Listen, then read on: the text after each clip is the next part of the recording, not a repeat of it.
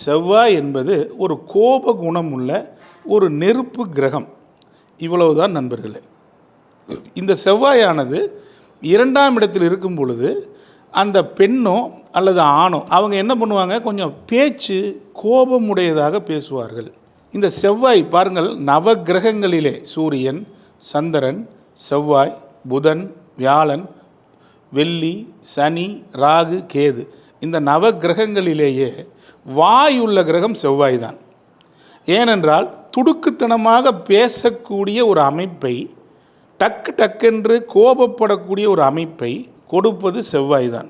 அப்போ என்ன சொல்லியிருப்பாங்க அப்படின்னு நீங்கள் கேட்டிங்கன்னா, இந்த செவ்வாய் தோஷத்துக்கு எளிமையான பரிகாரமே நீங்கள் கோபப்படாமல் இருந்தாவே. கோபம்தான் செவ்வாய்.